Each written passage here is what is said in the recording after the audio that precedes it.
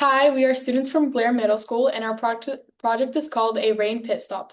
Our environmental class investigated flooding issues on our campus and designed a solution to reduce stormwater runoff, filter pollutants, and protect our local watershed.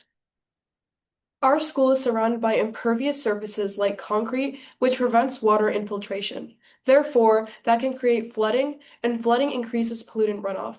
With flooding risks expected to increase significantly due to sea level rise, our community needs solutions to better absorb and filter stormwater. We identified flooding as the biggest issue in our watershed, supported by UVA data showing increasing rainfall trends. We surveyed students to identify flooding hotspots on campus. In addition, we conducted a walk and we observed many clogged drains and erosion in areas lacking vegetation. These observations confirmed storm water runoff is a major issue at our school. These are images taken around our school's campus during our walk outside. Norfolk receives about 44 to 50 inches of rainfall each year, which increases runoff due to poor drainage and lack of impermeable surfaces. This runoff carries pollutants like sediment, fertilizers, oil, and trash into storm drains and waterways. These pollutants can lead to algae blooms and damage ecosystems. The clogged drains we observed make flooding even worse by preventing proper water flow. We identified a specific area on our campus called the pit, where water collects after rainfall. This location is ideal for a rain garden because it is already a low point where runoff gathers. By transforming this space, we can capture and absorb stormwater before it reaches storm drains. Our goal is to reduce stormwater pooling and runoff pollution by installing a native rain garden. Our plan includes three strategies. First, researching and building partnerships to gain permission and resources. Second, preparing the site and planting native vegetation. And third, maintaining the garden while collecting data and sharing results with the community. This timeline shows how our project is structured from planning to long-term monitoring. This is our implementation. We worked with multiple community partners, including school administration, custodial staff, Norfolk Master Gardeners, the Elizabeth River Project, and Keep Norfolk Beautiful. These partnerships helped us gain permission, access resources, and receive plant and supply donations. Our total projected cost is about $1,245, but with donations, we expect it to be closer to $987. This includes native plants, soil, mulch, and tools. Community partners help reduce costs through donations of plants, tools, and volunteer labor, making our project realistic and achievable. We selected native plants such as milkweed, blue iris, and switchgrass because they are adapted to our environment. These plants help absorb water, filter pollutants, prevent erosion, and support pollinators and local ecosystems.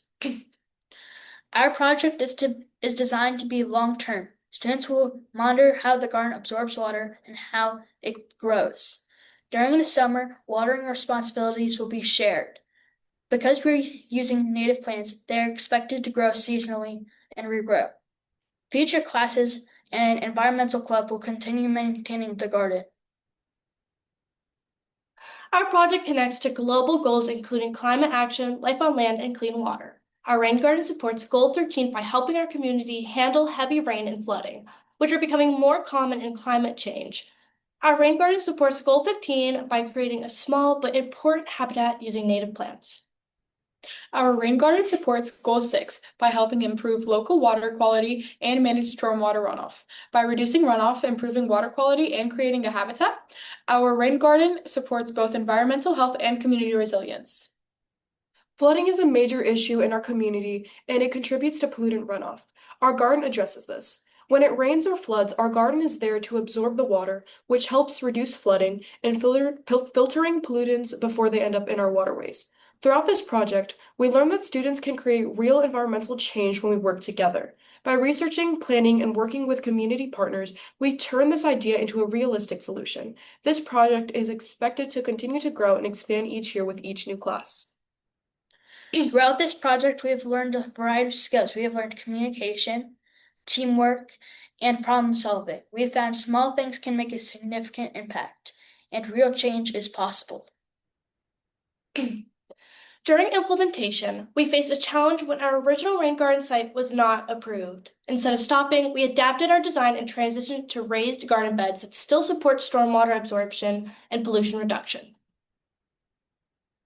We have successfully installed the garden beds and have purchased our native plants. This shows that even when challenges arise, we can be resilient in our just approach at the problem. While the new area is currently barren, sandy, and compacted, we still have plans to renovate it entirely to reduce stormwater runoff. Special thanks to the following people for all their work in this project and support.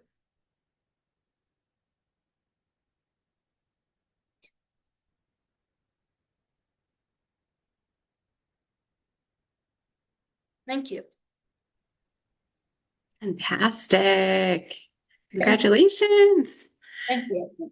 I really love that what we're learning photo. That is such a good photo. I think it's just the three of you, but it's such a good photo.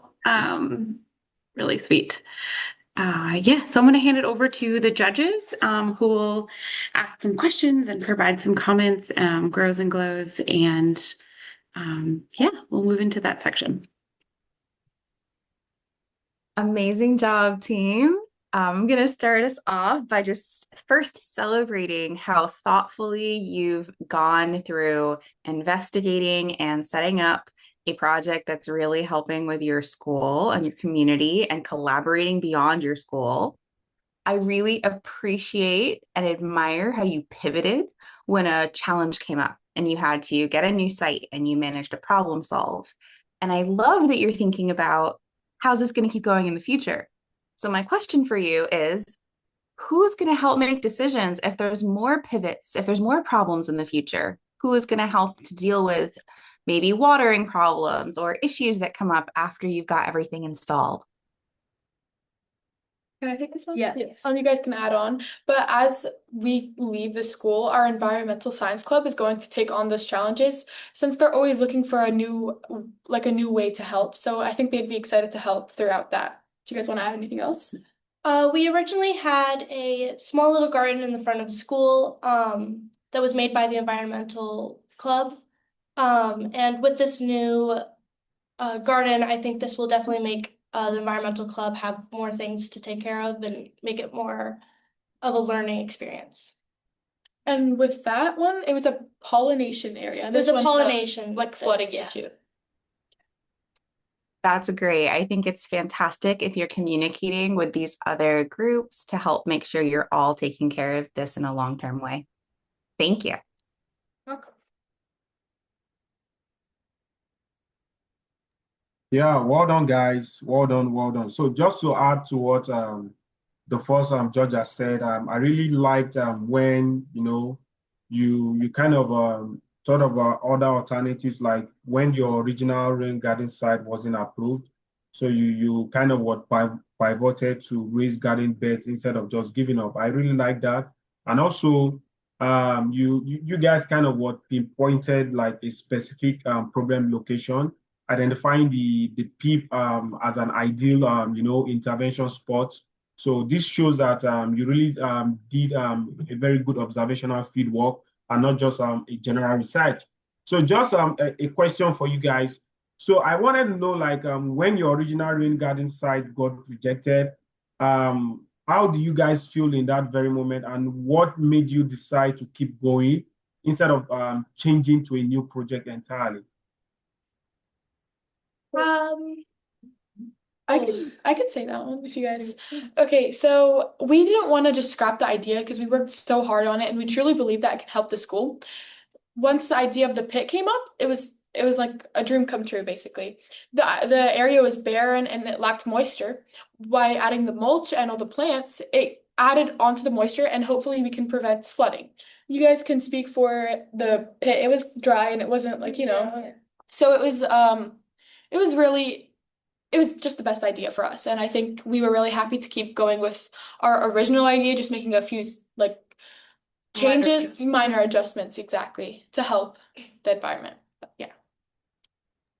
Yeah, that's cool. I like your resilience. That's cool. Thank you. Good job, guys. I just had to ask, what was your favorite part of doing this entire project? We think that the hands-on part with planting and building the garden beds was a lot of fun. And getting to kind of plant them and kind of getting to be some of the kids that, or being the people that get to establish that garden instead of, yeah. Our class was really open to planting them and they seemed excited to do it. So I think that was probably the best. Just the hands-on part of it, I guess. Yes.